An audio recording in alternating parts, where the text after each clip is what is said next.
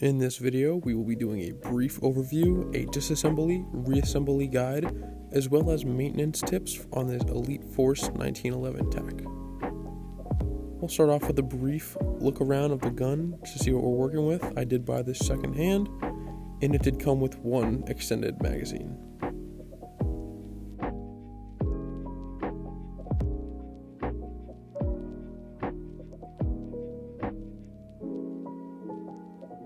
In the brief look around, I can tell there are some external damages like rust and corrosion. Internally, there seems to be some excessive lubrication on the blowback housing that I will get into in a little bit.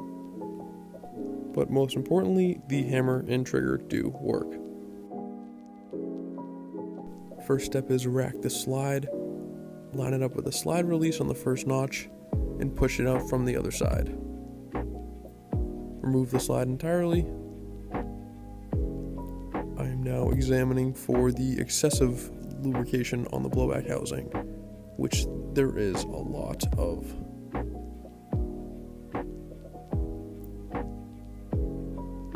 There is also excessive lubrication on the slide rails on the lower frame and the hammer.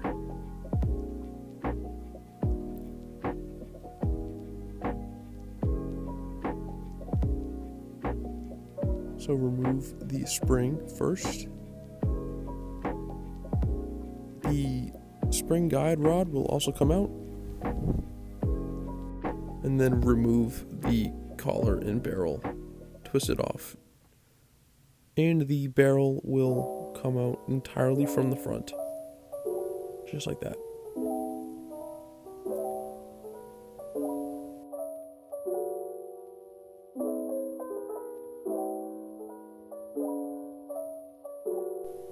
To remove the blowback housing, use a 2.5mm hex screw Allen wrench and twist counterclockwise.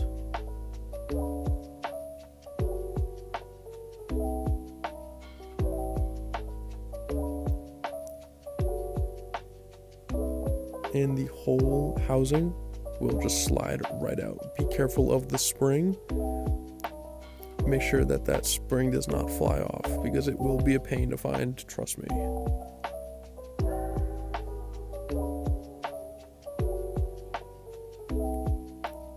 So I'm just giving it a quick little wipe down to remove some excessive grease and lubrication. I'm using isopropyl alcohol. I removed the nozzle completely. As you can see, there is a plunger in the nozzle that you don't want to lose. I'm giving that a quick wipe down as well to remove all the dirt and grime. See that plunger right there, don't lose that.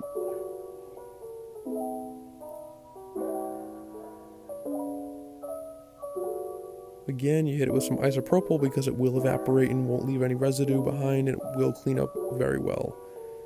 This is the synthetic grease that we use. We are also using silicone oil for lubrication of O-rings and gaskets. That is preferred for rubber O-rings and gaskets. Super lube is perfect for metal on metal contact. Go check out Explosive Enterprises' video on gas blowback maintenance to learn the difference between the two.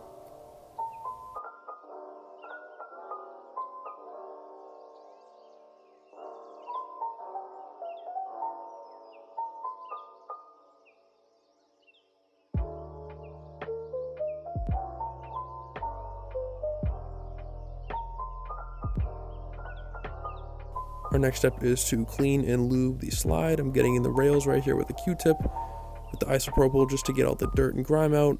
After I've reassembled the blowback housing, I'll lube it up a little bit with the silicone oil before I put it back into the slide. Make sure you are compressing the spring to make sure that the nozzle will return back after you push it out.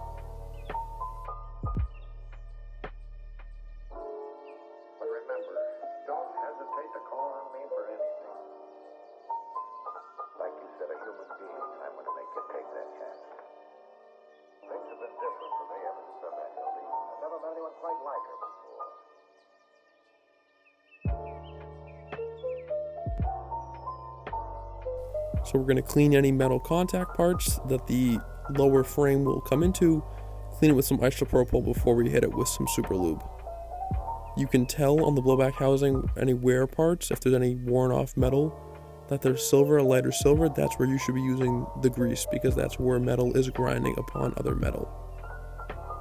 So we're doing the same thing here. We're cleaning all the grooves where the metal is going to be. Use the isopropyl, get it all nice and clean, get all that dirt and grime out, and then we're going to go back in and put on a nice new layer of super lube.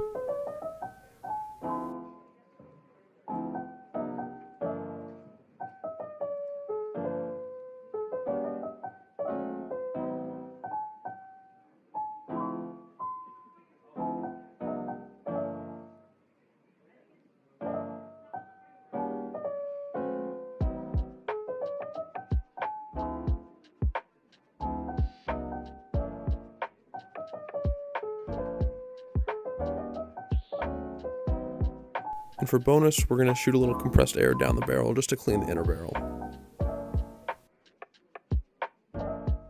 After everything's been cleaned up, we're going to reassemble the same exact way we did disassembly, but in reverse. We'll put the barrel back in through the front. We will take the barrel collar, twist it in, get it locked into place, put the spring guide rod name piece in there, and then put the spring back in.